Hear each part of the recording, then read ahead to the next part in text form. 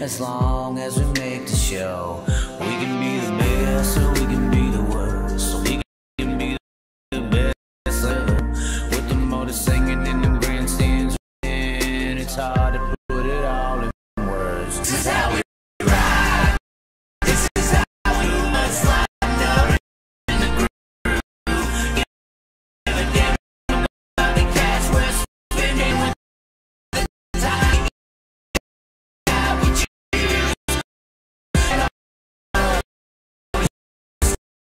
Stay out of the run.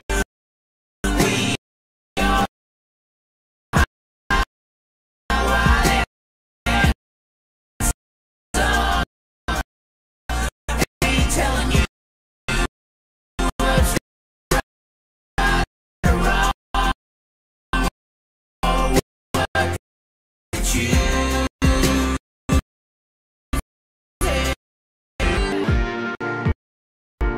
this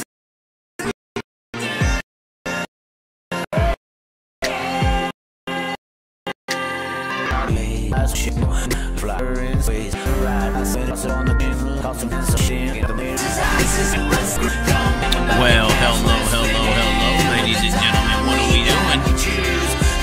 What are we doing, ladies and gentlemen? Look at that flashy spinning. Oh, look at it go. Look at that. Oh my. Oh my. Shocking them with the scene. Here, ladies and gentlemen. Oh yes. Oh yes. We are talking about a day walker today. A damn day walker. You know what I'm saying? Hold on. We got to put that little pimp in there. Hold on. Put that pimp bend in it. Hold the horses. Ladies and gentlemen, we are here today. I would say this is the Continental, but it is not. It is not the Continental. We have moved on from the Continental area, and we have arrived in another. Hold on. We need to. Maybe just a little tilt. Maybe if we just put it on there naturally, that looks a little better. That does look better, doesn't it? We actually got the old cut today. We are all thinned out on this. Man, we gonna take a lot of stills in this. This is going. If you see a Tinder or Bumble or any of the free apps, we don't be paying for them women. If you see any of these pictures that you see this background, hey, we have to blur out KLR. Actually, we'll leave it there. That may actually get some swipes. But this is nice. I like the new setting. I like the new lighting. It looks nice. I mean, this is awesome. You got Blade. Got 3. We are going to war, ladies and gentlemen. Oh, my. Oh, my. Hold on. I think we can even... Hold on. Hold on. Let's see here. Hold on. Hold on.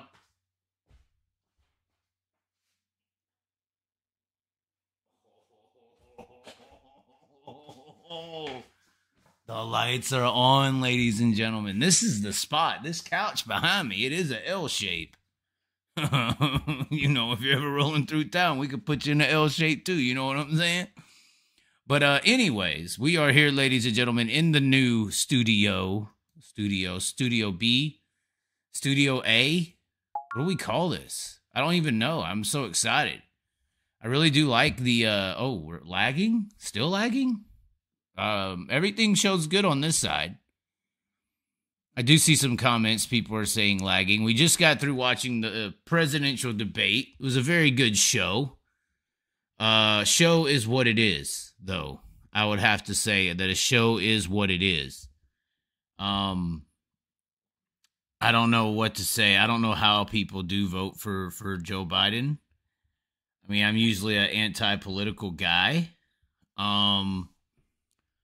But the Joe Biden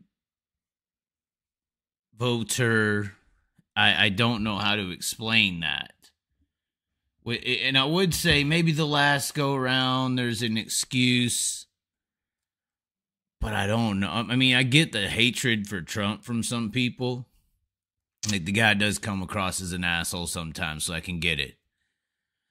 But when you say lesser of two evils, I don't know how you're picking that other evil. It just doesn't make sense to me. That's why I liked RFK. Heard some not so great things about RFK at this point now. So I don't know if that's, just going to take votes away from Trump, but maybe take votes away from Biden. People just so disgusted with Biden that they're like, I'll just do RFK. I can't vote for Biden. Hopefully it's not, like some of the theorists are saying that, people are going to vote for RFK. It could have been Trump votes, and it's why Trump's going to lose. But it is a wild card. RFK is the only one with like a resume of going after the demons of the world. But anyways, what town? We're keeping that undisclosed at this point. It is not Knoxville. We have left the Knoxville area as far as a permanent location, and that will probably continue. Maybe doing some more of these videos. We just put out 2 Inside the Dirts. One from Paragon with the non-wing sprint cars, and then one with the IMC late models at Dubuque. We have a banger on the way, and we may get into more so filmmaking. I can do some pretty good shooting, and I think if I mix in some video and audio into the stuff, we could have a really good show here outside of just sitting here talking. There's times to talk, like tonight's topic I think is needed to be talked about, since I see so many people just illogically thinking outside of their mind with this Corey Day scenario, whether that's comparing him to Larson, whether that's he's going to NASCAR, all this stuff. Okay, somebody said Macon Dirt is on Dirt Vision. Dirt Vision has been laggy for me. I'll tell you that much. Dirt Vision has been laggy. But Macon is on Dirt Vision apparently right now. But anyways, yeah, we're going to get into this Corey Day, Kyle Larson thing, because I just feel like some people are misunderstood. And most of the time they are. Like, they're misunderstood by me. Like, somebody went to Facebook, some jackwagon. We're going to start calling them jackwagon or jackasses. You're back banging debauchery? I don't know what that means. I'm not sure what that means. Back to banging debauchery? I didn't say that. That's not happening. So I don't know who debauchery is. Commenter said that. Let's see if we can get the chat up on the screen. You're back to banging debauchery. Dubuque. You're back banging in Dubuque. I don't know what that means technically, but no. Let me see if I can find this post. This guy, this complete asshole with this Corey Day scenario. I know a lot of people want me to continue to trash on Husitz because, I have my issues with Husitz, and then obviously they have their flood, and there's a multitude of other things that I could go after Husitz about, but at this point, they got so many problems, and I don't have to make them feel bad, bro. There's so many people going after Husitz right now. Like, I ain't gonna add on to the, I didn't even want it to get to that degree. People are so mad about this ticket thing, which I talked to somebody yesterday at Oskaloosa, which is where this next video is coming out of. And man, I told the dude, I was like, if I was to interview you right now, what you're telling me was told to you on the phone by a certain named individual. I said, we could, if you're this mad about this Husitz ticket thing, we could interview about this right now.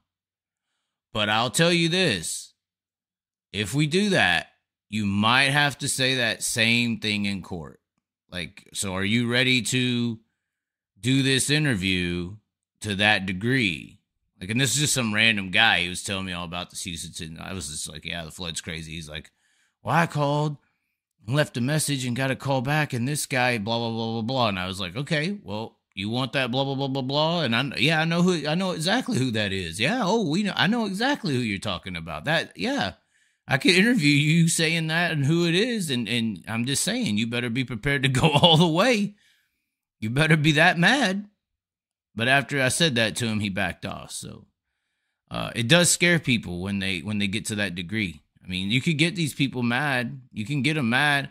I see a lot of people, saying, oh, there should be sympathy for the campers. I mean, I know some of these people, maybe some of the campers, they owned them and they lost them. And I'm not trying, once again, I'm not going to go into the whole ticket deal. I'm just saying this guy wanted to. But anyway, there were some people who own these campers, lost them. But then look, there were some other guys probably, and there was some campers that maybe they were behind a payment.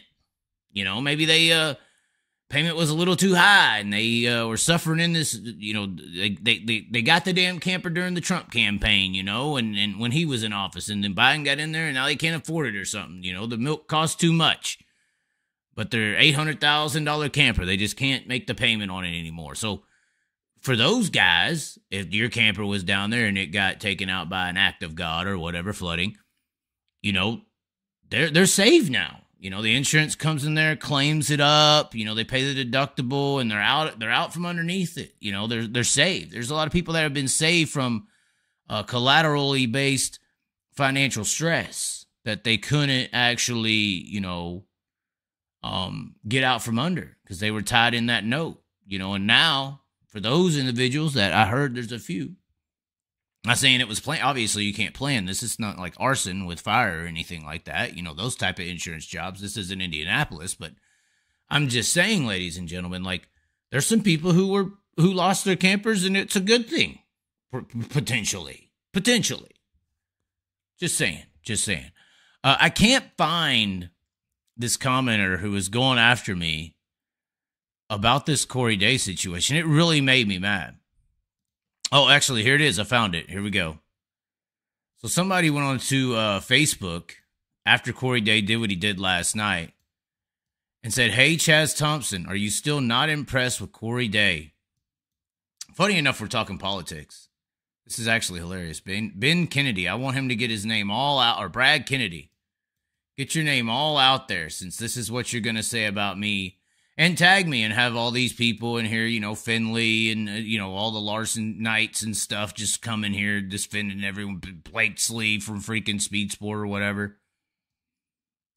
So he says, hey, Chaz Thompson, are you still not impressed with Corey Day?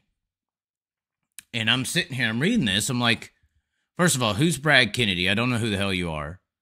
But, be the sacrificial lamb for looking stupid. So I guess I am not impressed, or I guess I'm slated as a Corey Day hater. The only way you are saying this is, one, earlier in the year when he was winning and went on his streak and did some amazing things on quarter miles, he then went to, I didn't say nothing negative, he then went to Salina High Banks and finished like 7th or 6th in a heat race and didn't make the A main. Ryan Timms outran him, which there was a lot of hype around Ryan Timms. Similarly, obviously not the same as Day a few years ago. And then I was like, see guys, Corey Day's human. Let's give it time. Then Outlaws came to Knoxville, and I was like, I joked and said that I made $1,000 bet that Michael Buddy Kofoid will outrun Corey Day in the main event. I thought it was cool because I look at Corey Day and Kofoid very similarly. They're both the young guns with the hot hand on both sides of the fence of the high limit World of Outlaw rosters. And then at the same time, I feel bad for Corey Day because I feel like, or bad from Buddy Kofoid because I feel like Buddy Kofoid did exactly what Larson kind of did and then went into the asphalt ranks without backing or without some kind of diversity program like Larson had and basically didn't have the money to keep running. And as much as people want to say Kofoid went on the asphalt and just didn't perform or didn't run well, there were people who ran worse than Kofoid in the same team operations, and they're still running because they had the checks to write out and cash and sign. So I felt like Kofoid was a Larson-esque talent that just didn't have the money like most people and ended up falling back into the dirt world, which I think is a great thing because we need those style of guys to reinvigorate our roster with some national pro level respect, and we need to keep our stars. And I was kind of happy that we kept a Kofoid. So I made that funny bet at Knoxville. I guess that's how this guy says not impressed. And then if we continue, I made a bet with a commenter at Dirt Cup where he wanted to take Corey Day versus the field. I bet him $20. I won the $20. Felt bad kind of about the $20. So then I said double or nothing. He said he'd take Corey Day against the field Saturday at Dirt Cup. I knew it was a bad bet, but I was like, screw it, double or nothing, anything can happen. And then Corey Day destroyed. And like I said in my video, embarrassed the West Coast roster. Embarrassed them. And in that video, I was reminded of this by Broke Joe, which we may get him on the phone tonight. We'll find out. We are going to open up the lines. I was reminded that in that video, I said one of the reasons that the West Coast was embarrassed by Corey Day is there's probably 20 guys in the country that are on a Corey Day level. When I say 20 guys on a Corey Day level, I'm talking about on his speed bracket. So when you go to sprintcarratings.com, for instance, currently they got Corey Day rated in the rating at 14th. Okay, so I was saying there's about 20 in here. So based on the ratings, there's at least 14. I'm going to go ahead and throw Kofoid into that domain. But this was all after Dirt Cup. I'm like, there's 20 guys just as fast, and if they were there with Corey Day at the Dirt Cup, they would have been right there with them. So when I say that, I'm thinking of Gio Sales. I guess it should have been rather than 15. I guess we should have actually said, but we were just saying stuff off the cuff. And by the way, on this show, it's labeled as a comedy. I just sit here and talk, say what I think, and most of the time it's shit talking and jokes. You shouldn't take it serious, and if you do, you have your own personal mental health issues. But regardless, I'm thinking Gio Selzy, McFadden, Hoddenchild, Macri, Courtney, Macedo, Abreu, Schott, Sweet, Schuhart, Larson, Marks, Gravel could have been there at Dirt Cup this last weekend, running right up there with Corey Day, running away from the rest of the regular West Coast roster. So I did say there's 20 other guys. Looking down this list, there's probably more so 15. Although I don't know. I think Chase Randall could have been up there with them. You know, maybe. Maybe. You never know. I mean, Justin Sanders is rated ahead of him. I mean, he is rated ahead of him. And then, of course, Zeb Wise went second, who I said there's about 40 guys like him. Yeah, I'll stand on that. Yeah, Scotty Thiel. Yeah, Tanner Thorson back here. Ryan Timms back here. Dang. Who's just at the back? Robbie Price, 76. Man, that's a sad one. Caleb Henry, 88. Speaking of 88, it was the presidential debate tonight. I will say that once again. But regardless, somehow, this guy registered everything I just explained to you as still not impressed with Corey Day, even though putting him in the top 20 of the nation at the time. And obviously on short tracks, you know, you got to put him up there at the very, very top. Just saying that, just putting him in the same category as Sweet and Gravel is disrespectful to some. And then he comes on here, makes this little post, exaggerated lie, as always. And then you got all, here comes the hit list. You know, of course, these are all West Coasters, so who knows which way they're going.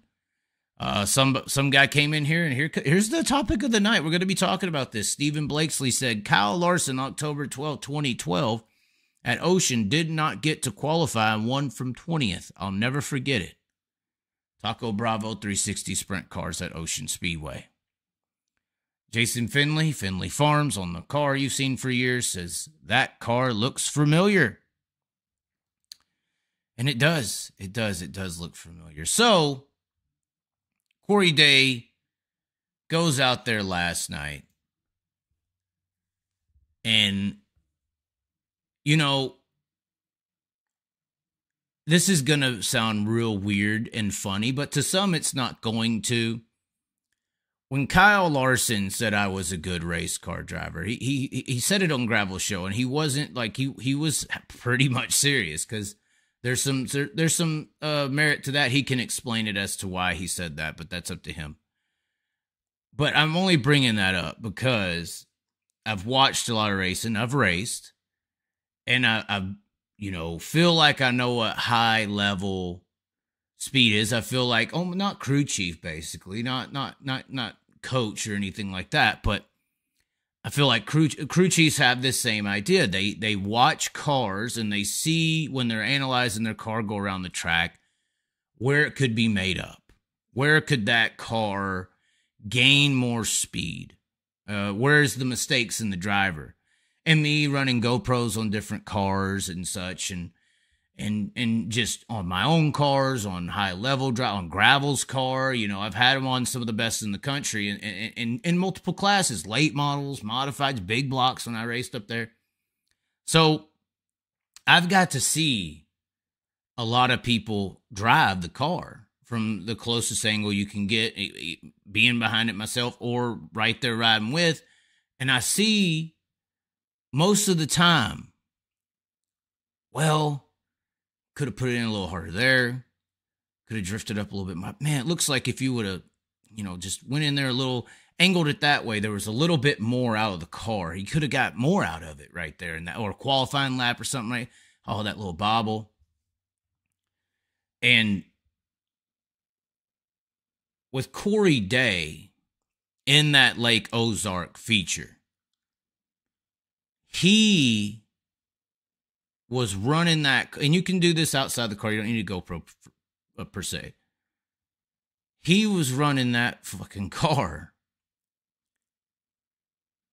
to the ragged edge. There was no more you were going to get out of that. He looked, and this is why I think people are saying it, he looked like a hungry Larson or a hungry Bell. Bell's been in that mode too.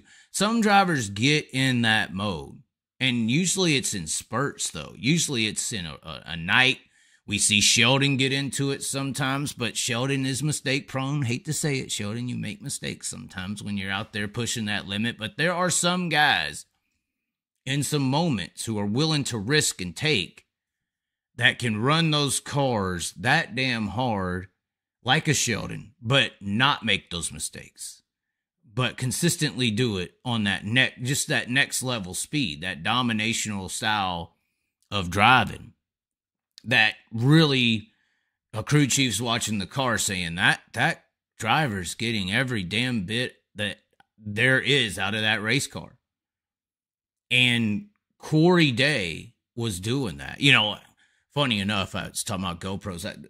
This show coming out that I got coming up, this Slide the Dirt from Oskaloosa, it's IMCA stock cars, and I might be getting behind the wheel of one of those this year. But regardless, outside of that statement, I go to watch this guy's GoPro, and he ran well, and he's a younger kid, and he won the sport mod race actually, and I'm watching his, and I didn't really see too much either in that guy either. I mean, pretty impressive, So there's some guys out there. It's just, financials is where anybody is slated. Corey Day is lucky to be in a 410 sprint car racing with Jason Myers, and that's a really good fitted situation that's working out well. I talked to somebody very high up in the sprint car racing industry that told me in a private conversation that Jason Myers is underrated. And I go, what do you mean underrated? I mean, great driver. He goes, no, Chaz. The guy gets the best out of everyone. It don't matter if you think you're a tire guy, but you have the skills to be, a car chief or a crew chief or somebody else, he's going to find a way to get you to understand this is how good you are at this, and then going to make you the best that you are in this department and element of the sport. So when you think about the general manager role, I guess you would call that Jason Myers could potentially be playing in that role, it's probably playing a lot to the confidence of a Corey Day to have the belief when he's strapped into that car to push it like he did at Lake Ozarks and just take it wherever and have no second thoughts, no worries. It's there, take it, go. You got to have a team behind you to feel that way. I could tell you so many times I've been in so many pitting areas, and I could tell you right when I walk into a pitting area and just witness people for 30 minutes, how they interact, if it's a winner or not. I don't even have to know. I don't even have to see you turn a lap. I can go up into your pitting area, Watch all your damn people interact. See the morale. See how the driver talks to the people, how the tire guy acts, how the dad or family members interact. And we can pretty much understand what you are real quick.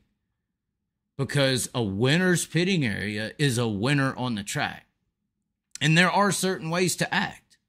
And even championship pitting areas. You know, there's different vibes between those struggling or those winning and can't do it consistently, or those who are dominating, or those who are just hitting on all damn cylinders. And if I was to put any, blame or credit is the better word, with this Corey Day phenomenon that I saw at Lake Oz, that was just unfreaking believable, running the car like that. I would also put that into the psychological aspect. The general, the coach, the leadership of Jason Myers based on this private conversation, and then looking at the development of Corey Day. I mean, look at how fast it's went from this guy could be a threat to pretty much just putting on anyone's ass no matter where you take him. And only getting better. Like that Lake Ozark race was, like I said, I can usually see when a guy's could have did it different there. He bobbled there. He missed his line there. Just a little bit, not a lot. You only got to miss it a little bit in wing 410s. He wasn't missing it. And if he did miss it, if it did hit a rut a little bit, the perfect correction was there. It was just 100% racing potential on the racetrack, doing it 110%. And I think that's why people are thinking of Larson. I think that's why people are referencing Larson, because it does remind you of some of these guys that have came up but in their hungry stages. It reminded you of a Larson in the N-word year, which on the Wikipedia that we're going to show you today, they don't even reference that. But it reminded you of a hungry, I'm not upset, but I'm hungry. I got to win. We got to eat. We got to make something happen today. And and when Larson was in that year, I mean, it was hard to beat him. It was hard to do something with Larson. He was on it and he was going. And you were either in the way or out of the way. It didn't matter. So it does remind you of a Larson, but I don't know. It does seem like it's a little better, doesn't it? We didn't see Kyle come up at a young age and just start dominating the wing sprint car scene on the national scale, did we? That's not what happened. That wasn't the path. And it had to be a little different, maybe. Had to be a little bit different. Let's see here into the chat, because we are going to switch things up just a little bit.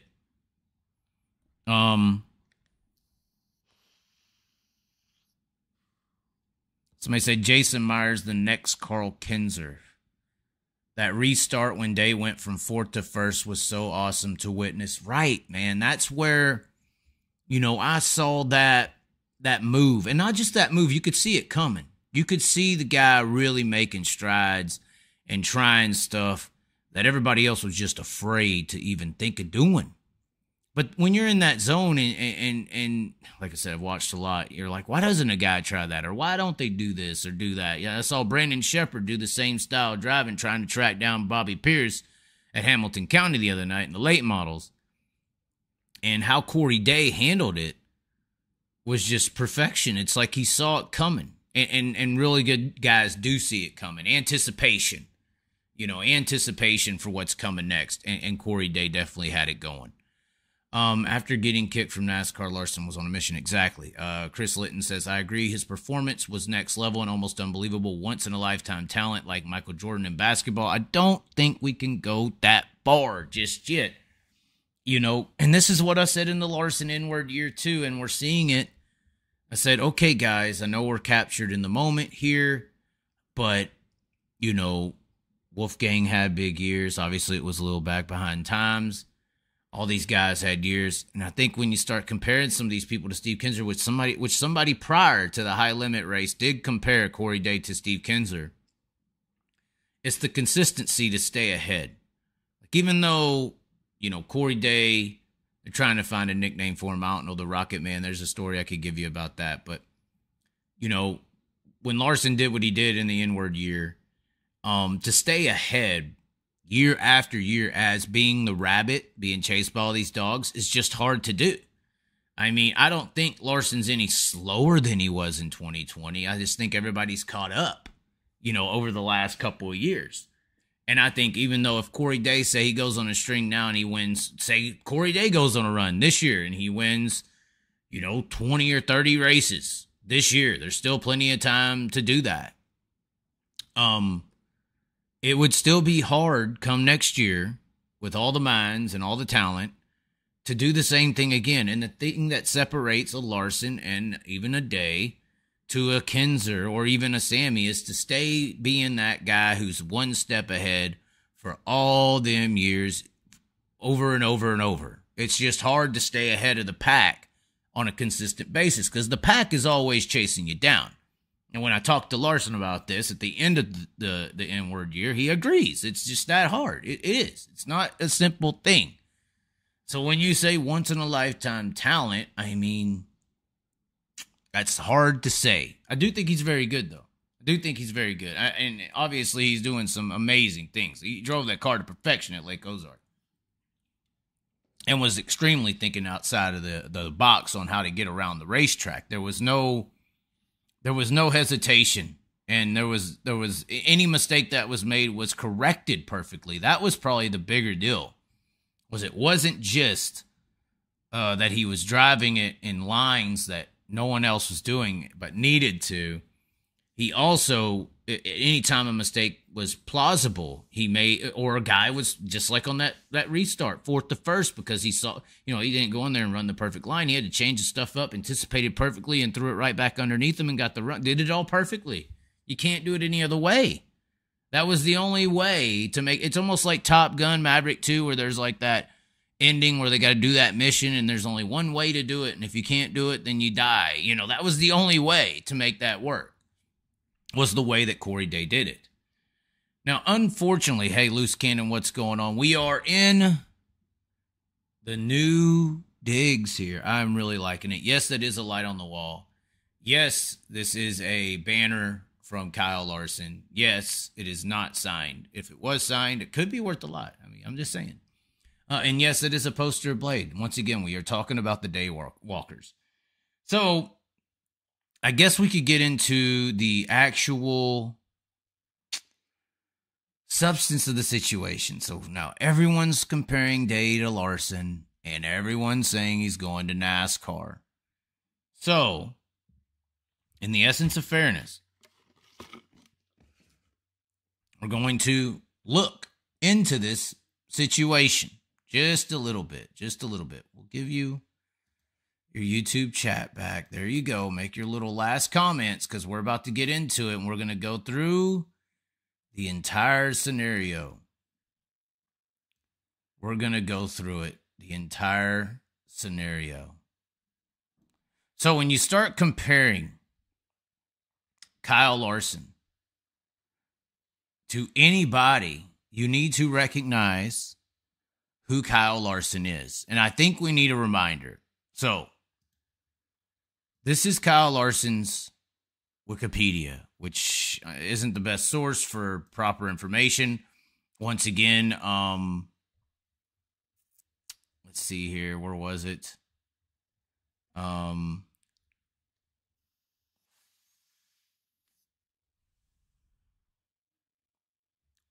Never mind. Hold on. That was a different substance. But the reason I say it's not a great reference is to compare Larson today. You have to kind of go back and see what Larson was doing in the same kind of age range, early stages of his career in comparison to what Day is currently doing in the stages that he is doing. Because we can't compare Larson to Corey Day right now. I mean, Larson's Indy 500, NASCAR champions, Chili Bows, Kings Royals, Knoxville Nationals. You can't compare them, but you can kind of compare what they were doing at the beginning of their careers. And once again, the guy just referenced that Ocean Speedway 2012 victory where Larson came from 20th to win after not qualifying. So looking back on Wikipedia, almost say Wikipedia, I guess, by habit. You see here, we got some stuff, you got the go-karting back in the day, and He won the 2011 Four Crown. This was before Ocean. Obviously, this was before Ocean. So, let's see. Rookie of the Year that year as well. Sprint car track record at Ocean in 2010. 2012, he won 6 USAC midget races. Turkey Night Grand Prix. We got some victories over here in 2000. So this is like in this stage of Corey Day, I guess you would kind of call it right now. 2010, 11, 12. Let's see here. Belleville. Won Belleville. See, he went the non-wing route. And that's a big difference, too. I think that winged racing wasn't as hot as Kyle made it. I would say Kyle's made wing racing hotter to do. Back then, you know, the NASCAR path was through midget racing, open wheel, non-wing racing. 2011 Silver Crown, and then right then went right into 2012 K&N. So you have all these accomplishments in 2011, and that led to a K&N opportunity, obviously in 2012, and then went straight into Xfinity in 2013. So USAC, K&N, probably a truck race in there. And this is when I believe he was Toyota until the Nationwide Series, I believe. I believe he did ARCA as well. So that's the issue with Wikipedia. It doesn't show you everything. Hold on, let's see. Yeah, it says Eddie Sharp Racing. I don't know if that was a Toyota. Because he switched. He was originally a Toyota Drive for Diversity driver. That was a Chevy right there with ARCA. And then Chevy was the only thing that was going to give him an opportunity to go into Cup, because Toyota, you know, didn't really have anything for him. He was signed in 2012 with Earnhardt Ganassi. And so that's when you see the K&N stuff and the Nationwide stuff. But regardless, 11, 12, 13, Xfinity, 14, Cup. So this all happened very quickly. And I think that's also why people think that Corey Day is going to move very quickly. But we got some things to say to that. And obviously the only other way we can look up some stats is sprintcarratings.com. This is actually a really good site. I've dove into it a little bit here recently. And we got some stats. So Kyle Larson right here. 2009 is when we start seeing a blip on the screen of Kyle Larson in winged sprint car racing. We start seeing a blip, because if you go 2008, you got a lot of things here, but it's races, but it's just World of Outlaws. It's just World of Outlaws. And see, this is going to be the issue as well, as trying to compare these two drivers of Corey Day and Larson, because you don't really have any stats on Corey Day at all, period, until 2020. You got one race in 2020, and they're counting just a King's California race. And then you could go to 21 to try to compare stats. But these are all KOW, King of the West events. This is, it looks like Corey Day's significant winged racing year to start off. 21, crazy, 3 years this has all happened. So 17 races, 2 wins, 4 top 5s, 7 top 10s. But it's all King of the West. It looks like you got a USAC midget race as well. I believe maybe won a race, won a midget race. It looks like possibly the case. Does not say that. Hold on, let's see here. All Day, yes. So he did win. It says he becomes USAC midget's youngest winner. So he did pass Zeb Wise, because Zeb Wise was originally, I believe that was the case until then. But you got midget races, so he won a midget race, Indiana Midget Week. But you got races in here that are counting for him that just aren't counting for Larson. So if you go into 2009 or 2008, you have races but the World of Outlaw events. You go up to 2009, and this is 3 years before going into the asphalt domains. You only got 3 races being counted, although we know Kyle was running over there on the West Coast. So let's get into 2010. So once again, not showing any of these King of the West events in 2010. Or NARC, they may have had their down year. But it's just not showing anything but World of Outlaws and USAC events, of course, winning the Gold Cup Race of Champions in 2010. So it's really hard. And then, of course, more categories here for Kyle. Wing, wingless, midget. This was the breakout year, this 2011 with the 4 Crown. And then 2012, into NASCAR he goes. So it's kind of hard to tell. It's kind of hard to tell, is it not? I mean, the routes were just so different here between Corey Day and Larson because wing racing wasn't as prevalent. I mean, Kyle Larson raced 2010, winged and wingless, but we're not getting King of the West. I mean, look at this. Look at this. This is not no World Outlaw events here in 2021. Let's see what happens in 22. So that was his first year of really counting races. All King of the West. 40 races in 2022. Looks like we got some World Outlaws, but once again, more King of the West. All Stars. So two years in, he's really starting to branch out here. 40 races, 5 wins, of course. Silver Dollar. Let's see here. Where's the other? And then the Maury Williams. So both King of the West there as well. Let's see here. Yeah. So King of the West Wing 360 SCCTs. So they're counting a lot of stuff here for Corey Day. In 23, it's definitely going to rack up just a little bit. 45 races, 10 wins. King of the West, King of the West, King of the West. And then, of course, the Gold Cup Race of Champions. So a bunch of regional success here, even up until last year, guys. Let's look at here. Yeah, I don't think we got a win outside of, well, we got a Huset's weekly win. That's an Ocean. So I'm just trying to see here what some wins outside of the little circle that is California. And it looks like it is the one and only is that up until 2023 is that USAC Indiana Midget Week race. And that's the only race outside of the state that he had won at that point. Whereas Kyle was running USAC, 4 Crown Nationals, different diversities. And I think that did benefit him a lot. Obviously, Silver Crown, big cars, big races.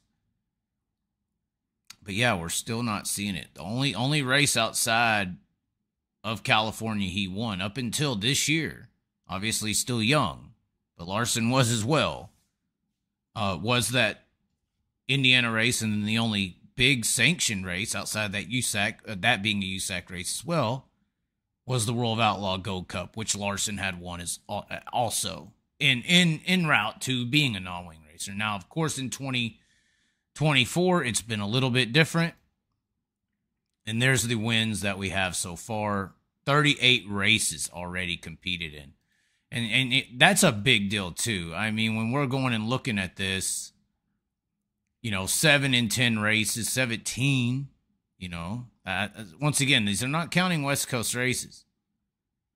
And between winged and wingless, Larson in 2012, which he had been signed at this point, and then once again, a diversity. I mean, look at Larson's resume here in 2012. This is 3 years into his real racing style career, 2009 until this point. You're winning in Oklahoma in the midget. You're winning in Ohio in the All-Stars. You're winning USAC at Oskaloosa, funny enough. You got, Eldora, Tri-City, Illinois, Canyon, Arizona. And maybe this is some of the stuff that USAC used to offer, and that's why Kyle chose to go this route. And then, of course, 11, you have the diversity here as well. Silver Dollar, of course, in the state, but then also the USAC midgets. And maybe this is why, once again, this used to be the traditional track for guys. So, I mean, it is comparable as far as, winged sprint car racing in a sense. But until this year, Corey Day hadn't broke out really and started winning across the country. Of course, first time he's really getting out there. Obviously, Larson potentially had more opportunities. I would say that plays a big factor in going out there and winning in different events and races. Obviously, Corey Day, what he did in the Chili Bowl this last year was extremely impressive, I thought. Almost as impressive as Lake Ozark.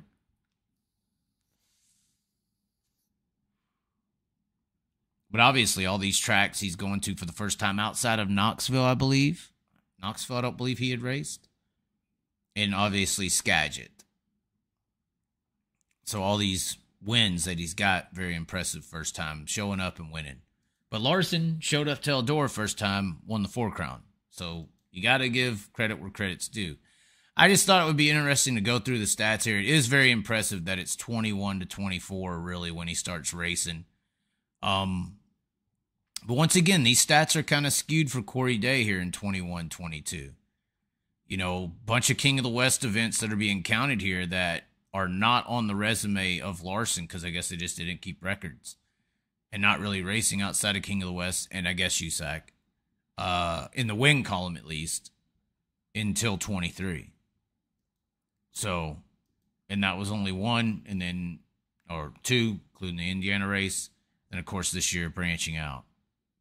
Now, of course, Larson is on the all-time wins list with King of the West. He has 8. So this is the all-time wins list with King of the West. Brent Kading, Tim Kading 1, 2, Jonathan Allard. But you do have Larson on here with 8. So we know that there's 8 King of the West wins in there for Kyle. They're just not listed. So we know that Larson was winning King of the West, racing King of the West in those younger ages. Obviously, Kyle goes to NASCAR almost instantly. 3 years in, NASCAR 4. So, that's where everybody keeps saying, you know, Corey Day. Who is Corey Day? NASCAR's next star, according to Kyle. You know, it is interesting for Kyle to head nod Corey Day, in a sense. Just because it reminds me so purposefully of this same kind of situation, you know. There's a driver that some of you may know that was not even close to Kyle or Corey Day's driving skill or ability. And his name was Jeff Gordon. He was getting old, and he was older at least. And he was looking at the younger stars of the dirt racing world. And Jeff Gordon referenced Kyle Larson as the next great star. So these people almost get called up. Almost get called up. This is the article talking about Jeff Gordon seeing Kyle, thinking he's the next big thing to come up into the Cup world. And that's what's happening. I believe this article was 2013. 2013. Kyle 20 at the time. So they get the head nods to move on up. Now, of course, everybody has been saying Jeff Gordon, Kyle Larson, all these examples of great open wheel stars. It's at least Kyle Larson, you know. They move on up. They go to the next level, even though Jeff Gordon was fired from his World Outlaw ride because he couldn't keep up. And then went to USAC and did well. Did well. Jeff Gordon can't drive. I mean, we think that the natural step for a superstar in the open wheel world is to leave open wheel racing. I keep calling this cold trickle Jeff Gordon syndrome. And I explain it to the fender world very simplistically. You know, Ricky Thornton Jr. right now is destroying the late model industry. And they don't care to go to NASCAR over there. They just don't. And their fan bases, they love their regular drivers. Like I say, I'll see Kyle Larson's t-shirt trailer next to Davenport or Bloomquist or Bobby Pierce or Ricky Thornton now. And his t-shirt trailer is getting destroyed. The late model fans are lined up for their drivers. Their late model drivers are the star of their industry. They don't give really two shits about Tyler Reddick. Whereas when you put Kyle Larson's t-shirt trailer at a sprint car event, his line is around the block, and all of our supposed stars have maybe 5 or 6 people standing out front most of the time. Maybe Rico has a few more. Maybe he's got 15. And that shows me, as looking down, that shows me that the fan base of the sprint car racing industry does not consider the sprint car driver the superstar, the 1A driver of the field. That's worth showing up to. Remember, High Limit's always trying to get Larson there to draw a crowd because they don't have any stars that's going to draw one for them.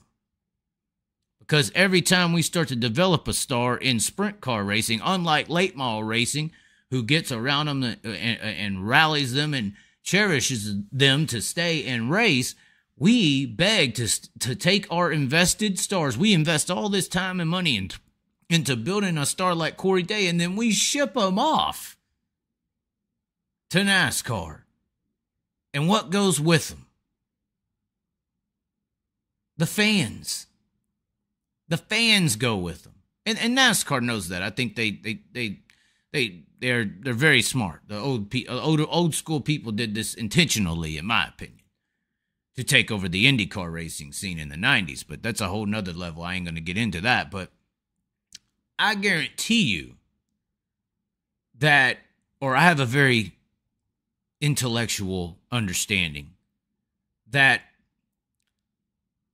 if you took Kyle Larson out of the NASCAR cut field, all you sprint car fans who are watching NASCAR wouldn't watch anymore. And if you put him there, all you sprint car dirt track fans would watch. And they know this. So they have to have that star that we invest into all these years continually go. That's why it's a cycle. That's why Gordon acknowledges Kyle. That's why Kyle is acknowledging Day. You have to keep the fan base second fiddling our stars in our division of motorsports, because I think if the fans viewed our drivers as stars of the industry, dirt racing could work together and be bigger than the competition. So it's funny. They kind of got like UFC fans cheering for boxing because they take the best UFC fighter and make him a boxer. Even though it's a different discipline, they like the big star in the UFC, they just take the fans over there. And then when that boxer comes back and races every once in a while, then the fans show up again. But if he's not there racing the UFC high limit every week, there's no fans there to watch him because he's been siphoned off to the other industry. I don't know why we cheer this and act like this is some kind of good thing. I don't get that at all. Especially if you're in the business department. It's a really good scheme. You should be able to understand it. I'm breaking it down like 6 different directions. But regardless, this is also what kills the fame of the sprint car star. To get fame in the late model world, all you got to do is be a Ricky Thornton Jr., go over there and beat them in a super late model. Due to the opportunity that you have to even think about having to go try NASCAR and all this stuff, you don't even really have much of an opportunity to do that as a sprint car driver. So you could go out there and beat Larson as much as you want on dirt until you go do everything that he's done in this opportunity land with these billionaires. You can't even be put in the same category to the sprint car fan base. So therefore, the respect for all these other drivers that are out here running sprint cars, the fandom, is Kyle's lines around the block, yours is 5 to 10 people. So this is a fan base issue. This is why I call it a sprint car night. This NASCAR dream is the sprint car nightmare, and it's holding it down. But yeah, that's fine. We can keep going around on it because I'm going to spin this just a little bitty bit. So,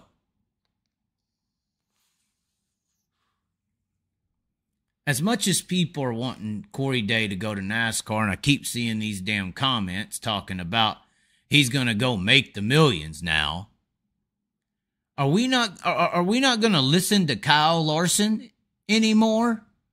I know I just scrolled over Kenny Wallace's jacked off face, but not jacked off. I'm just joking. Once again, comedy.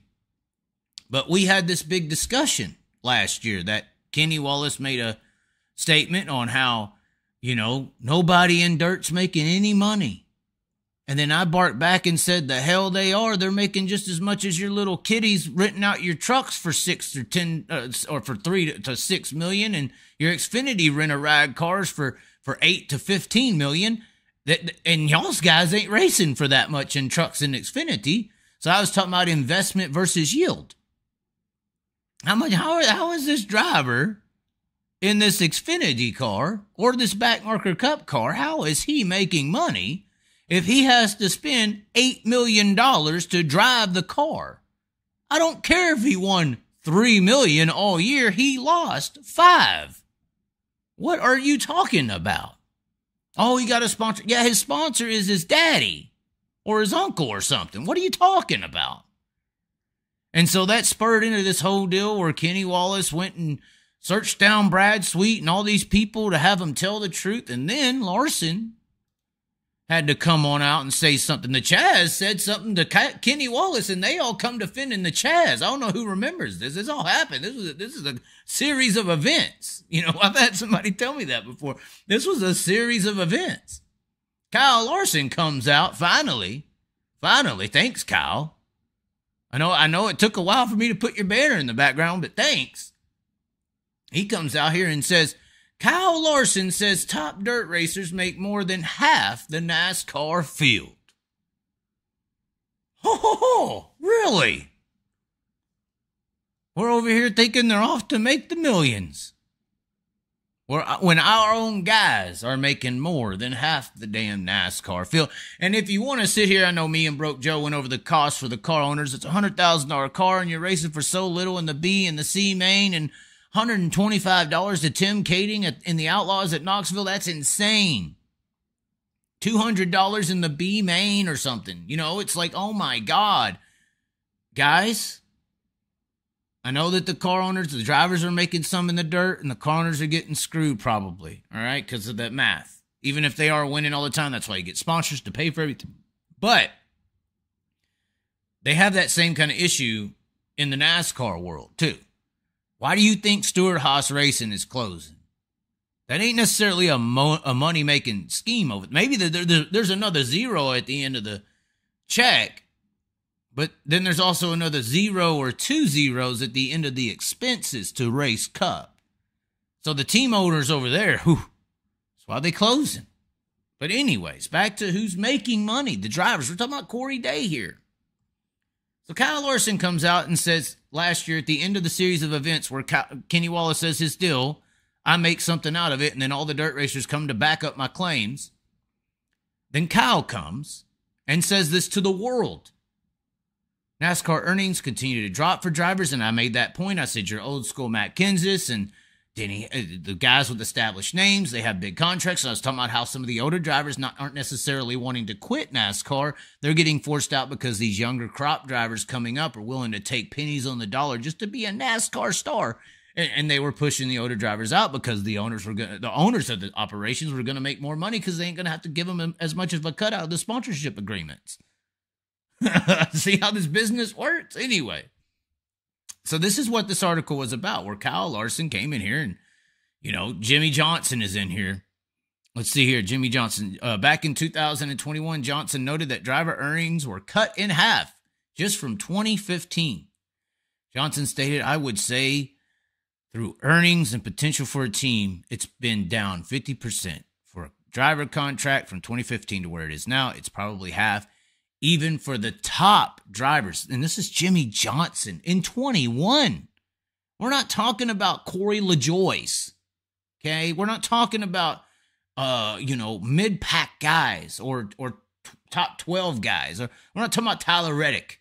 We're just talking about Jimmy Johnson in 2021. So anyway, and then it's got right here, Kyle Larson says, top dirt racers are making more than half of the NASCAR Cup field. I don't know everybody's deal. you still have your top tier drivers that are still not making anywhere near what Jimmy Johnson and Jeff Gordon or anybody like that. Kyle Larson told Kenny Wallace, I make a really good living. I'm totally happy with my contract and all that, but it's still not anywhere near the level, probably not even half of what Jimmy was getting paid in his heyday. I know I'm making way more than a good majority of the field. I don't really know what to think, but I think a lot of guys are just happy to say they're a Cup Series driver. See, thank you, Kyle. And they don't care. I just want to be a star. They just want to be there and racing on Sundays. That just hurts the whole overall driver's side of it. Trying to have leverage for some of these drivers to make more money.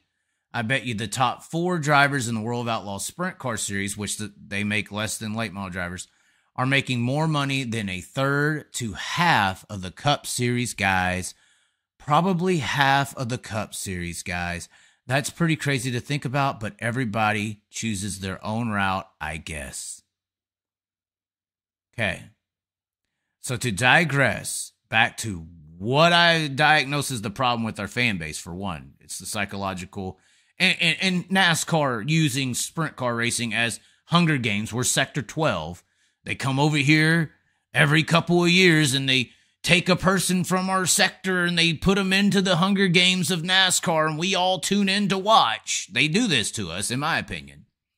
That's why, once again, Jeff Gordon, Kyle, now Corey. It's funny, it's always a sprint car driver from California. That's why I call it co-trickle syndrome. Regardless, this is what happens. So you're telling me this with Corey Day.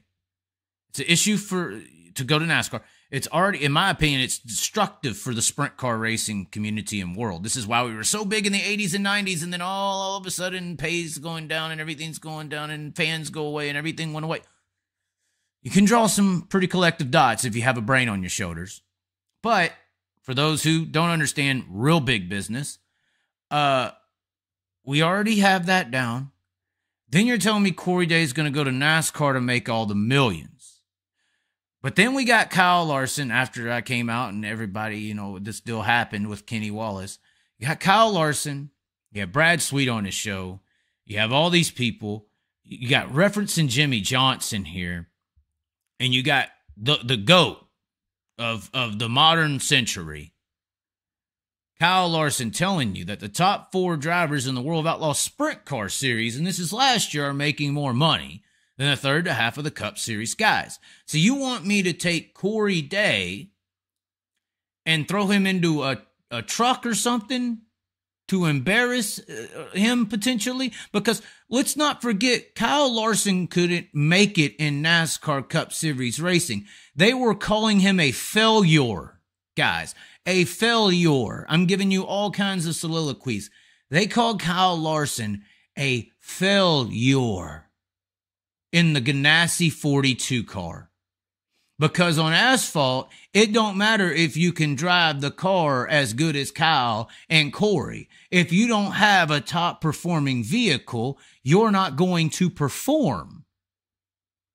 What happened when Kyle got into a Hendrick car? He started making them all his little bitches because that's all they ever were in the driver department. But those cars could make an average driver look better than Kyle Larson for 6 fucking years in the 42 car. He was average. He won 6 races in 6 years, guys. Did y'all forget this? So now you want me to take Corey Day. Maybe it's signed up with Hendrick and maybe that's going to be good. Although, I guess they got good stuff. But what are we going to do here? You're going to get Corey Day over there. You're going to run them in trucks and Xfinity. And those cars are junk. I mean, on asphalt, you ride. On dirt, you drive the car. On asphalt, you ride in them. So depending on the crew chief and the setup of the vehicle, it's going to depend on how good he performs. And then at the end of the day as well, you got all these rich pricks. 10 times the rich pricks we could ever imagine in the dirt racing. You got Landon Huffman on Twitter crying about tire bills. And then you got them not going to a track because they don't practice for 2 hours. These are the people you got to deal with in the world. These are horrible people. Well, they're stuck up to the next degree. So when they're on the racetrack, they're going to race Corey Day dirty because he's going to have all this hype and fame. They're stifling our fan base the entire time. This is going to be how the viewership will go up for the trucks in the Xfinity Series. And then you're hoping that he gets the right crew chief. Then you're hoping he's, psychologically prepared to be bored as fuck going around a track for 4 hours straight. It's boring in its own right for the fan and probably the driver. That's why Kyle keeps coming back and racing dirt. And then you're hoping, I guess, in 3 years, he's going to get into Cup on the fourth car for Hendrick, right? At least 3 to 4, right? From now, you're going to put him on a Hendrick fourth car. Let's just say this in dream scenario. That's where Corey Day is going to be 3-4 years. And then he might run top half of the Cup Series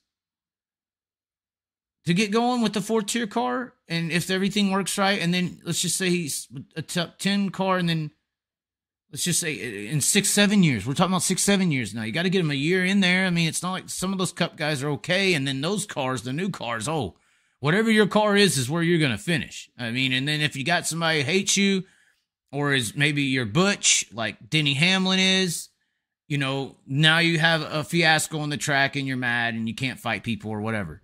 So anyways, buddies in more than one way. My point here is, you did all that 6 years, okay? 6 years. It's a 5 to 6 year plan to get Corey Day in the Cup in a competitive element with Hendrick. 3, the quickest you're going to get the Cup.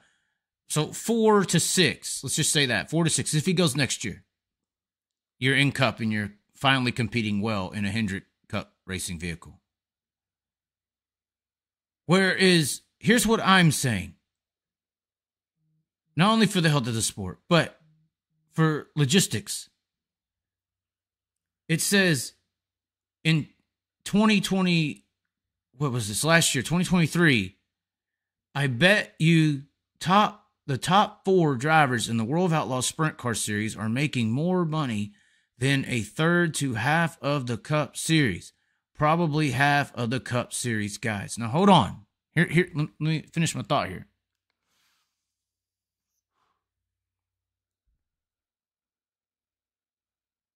The World of Outlaws Sprint Car Series last year, and Sprint Car Series and teams and drivers, weren't racing for enough money. That's why this high limit deal came along, right?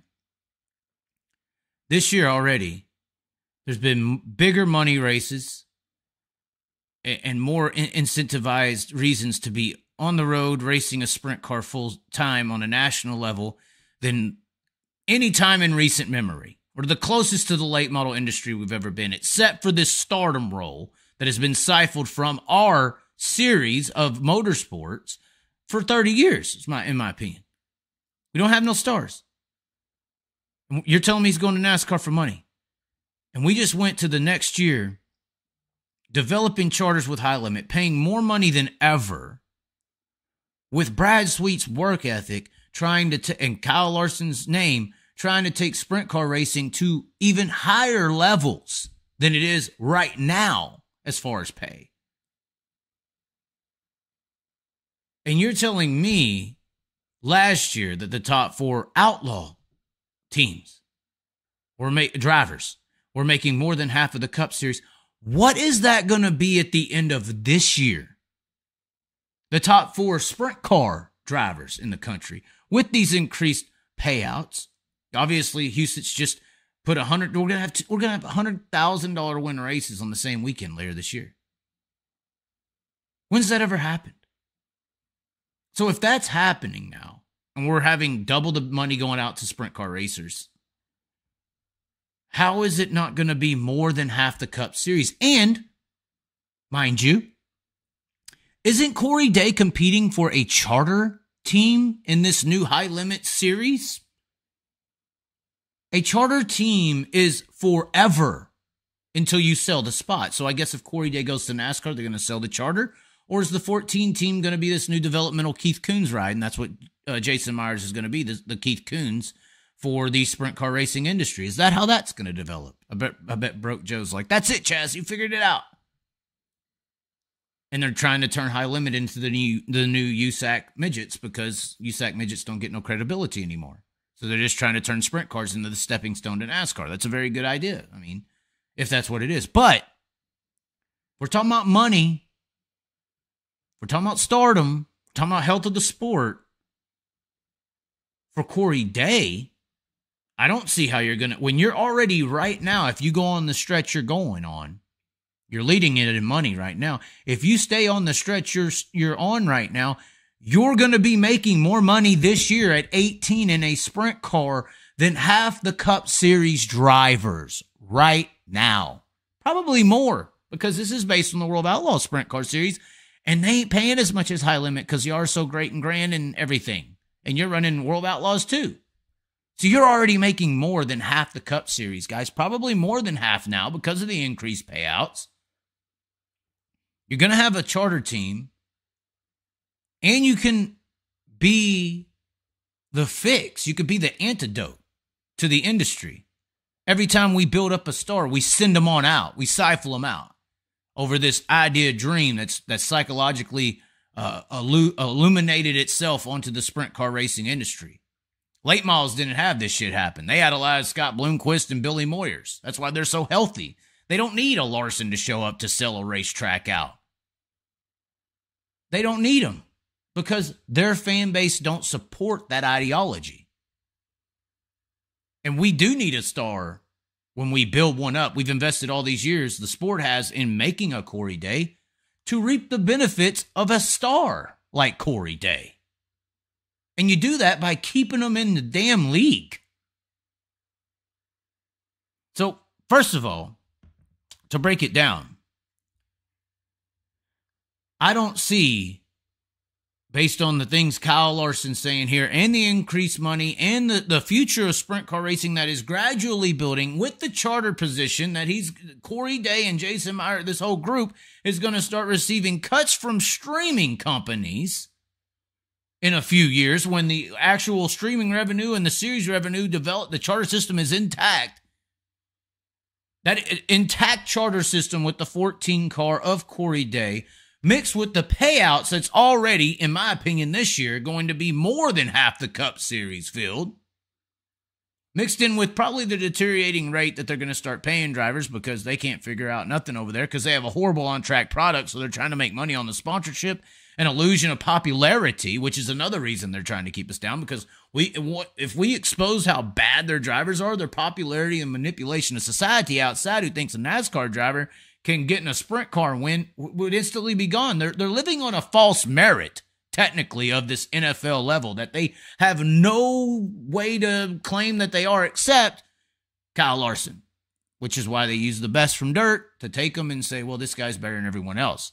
Regardless, I see no reason, period, for anyone's benefit, even Corey Day himself. He's making more than half the Cup Series right now, probably more. But in 2 years with the charter system, he'll be making more than maybe the number one guy, maybe Kyle. Maybe, I mean, I don't know all their deals, but I'm just saying.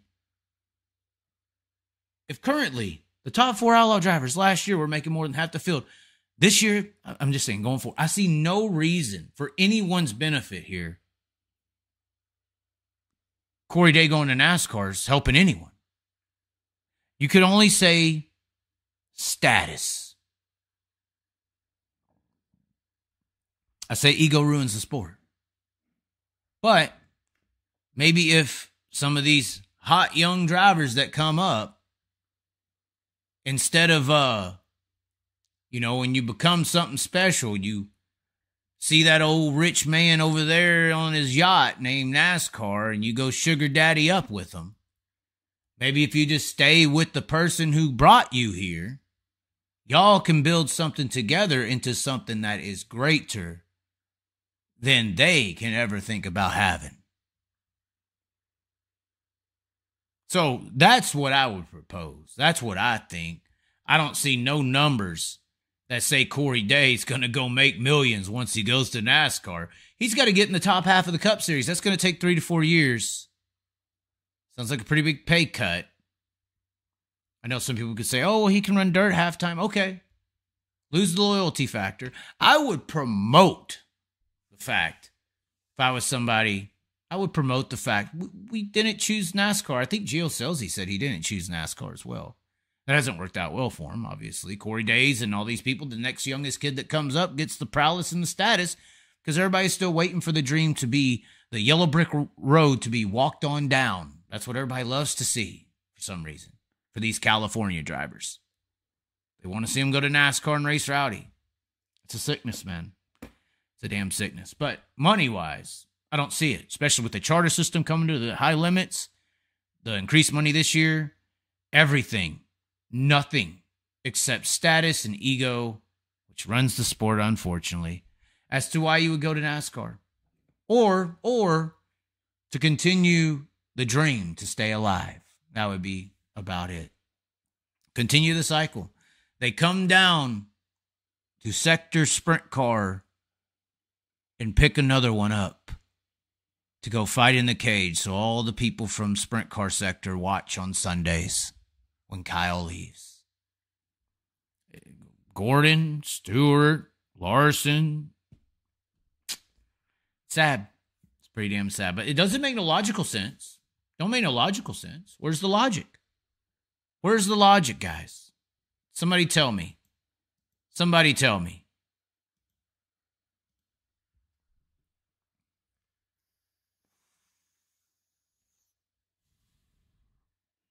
He going NASCAR will get Sally there, win money percentage, and can race like Kyle and still make sprint car money. Nature of the beast. Oh, my God. There they are. There they are. Haley Deegan, what a talent. Got to wonder how much money sponsors put into the cars.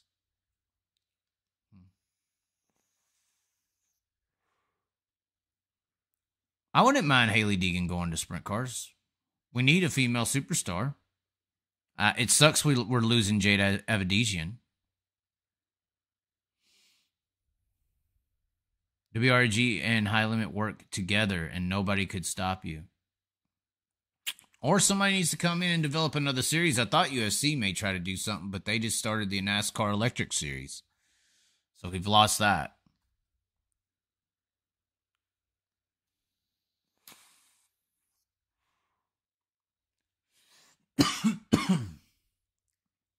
I don't know, Mark Besaw. I'm just paying attention to what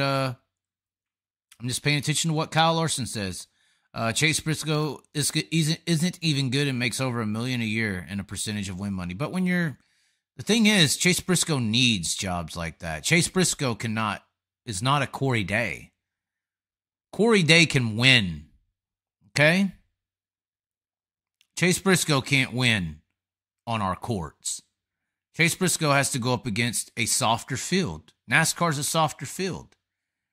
You know, he needs to go somewhere where you run mid-pack and you succeed financially.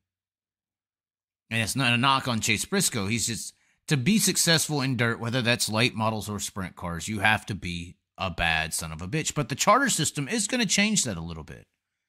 It is going to change that a little bit, which is just another reason why Corey Day should commit to sprint car and dirt racing.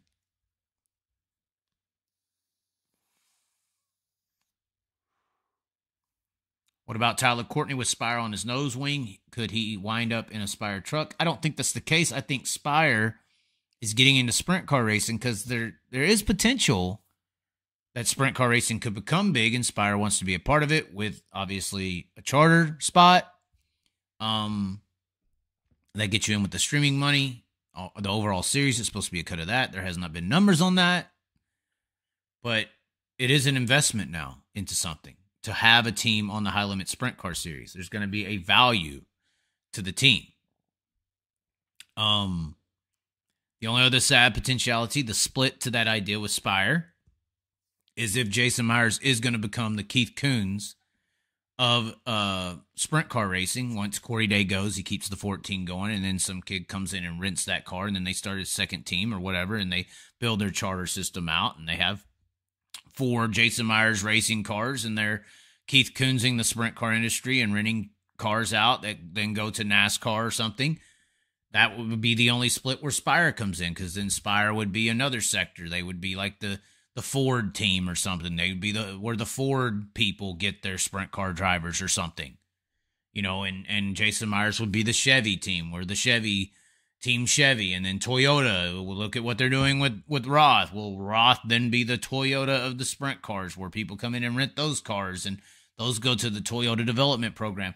There's all that actually all sounds, if it's not about sprint car racing getting bigger, honestly, that sounds like what we're seeing when we see these pieces move with Spire, with Toyota, with Jason Myers and Corey Day if he goes. You could potentially see Jason Myers Racing be the Chevy developmental sector. This is how they did it in midgets for years, but they didn't have OEMs as much as they do with the sprint cars because it's motor-based. You'd have 3 OEM manufacturers in Ford, Chevy, and Toyota. Wow. This may actually be what's happening. Wow. Because Toyota's had the midget industry locked down for developing drivers, because Toyota's motor package was just so great. But thinking about it, the development of Ford with Donnie, development of Toyota with McFadden, and obviously Chevy. Holy fuck, they might be doing that, guys. They might be turning sprint cars into the developmental class for future NASCAR stars, because they got all 3 OEM representatives in there. So you can have a Chevy developmental team with Myers, for instance. You could have a Ford developmental team, if Spire was to switch one day, or whoever, or Rudine. Wow, that's who it is with Rudine. And then you could also have a Toyota developmental team with Roth. So they already got all 3 represented manufacturers in the sprint car industry to make that plan tick. Wow. Damn, that would suck if they do that. Yeah, setting up developmental programs. Wow. Check fucking mate, man. Damn. That's why you can't play checkers. I'm just hoping that it's going up one way. It's checkers and speaking out for what's right. But I guess, at the end of the day, it could be setting up the developmental programs for all 3 OEM manufacturers in NASCAR in the sprint car racing industry. Wow. That's insane if they do that. But it makes business sense. If sprint car racing isn't going next level, that is the level they would put it in. That is the level that it's used to being in. That's where the dirt racing is. Once again, dirt racing is grassroots, and they are the house. They come out, they work the field, plant the crops, the developments, and then they come in and they harvest a Corey Day. They harvest a Christopher Bell. All the hard work of us dirt slaves in the field. They come out and they harvest our labor. The dirt world spends all these years developing these stars, and they come in and take them. Man, that sucks. That sucks. And I try to say we're not grassroots, we try to be more, but maybe this is just how it is. OEM manufacturers are huge, man.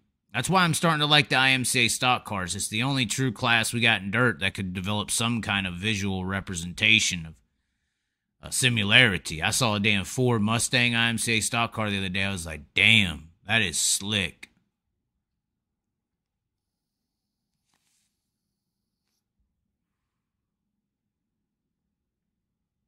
But anyway, that's crazy. If that's what happens, that's going to suck. Anyways, guys, that's what I have to say tonight. It is already getting late. I can't be doing lates anymore. The studio is getting around just a little bit. Oh, wait. We did have a comment. Just wait till Mickey Mouse shows up. Failed entertainment. I'm telling you. I wouldn't mind a dome tour. A dome tour would work. I've been on the phone with Phil. I tried to make something happen. We could rekindle the spirits. We got something planned for Florida. We got something in the works for Florida. But anyways, Thanks for tuning in, ladies and gentlemen. We will be trying to do some more shows, but we are going to be trying to put in time into developing these films. If you haven't seen them, Inside the Dirt, the last two we put out, they're really good. This one coming up, though. This one coming up. This could start a new mini documentary series. This may be like the Yellowstone of dirt racing, guys. I mean, this is going to be insane. I saw somebody say PA. Not going to PA. We ain't rolling up and down the road as much as we used to anymore.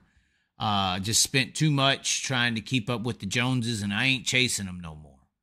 So we're going to sit here and develop, create some badass things, talk about racing, and build. No more chasing. No more chasing her. That old girl named Racing can just go on. No more. But anyways, ladies and gentlemen, thanks for tuning in. Stay tuned for the next video, documentary, whatever you want to call it, new series, new movie. It's going to be movie-esque. And be sure to subscribe to the channel, like the video, share it as well. Leave your thoughts below. And as always, catch you next time.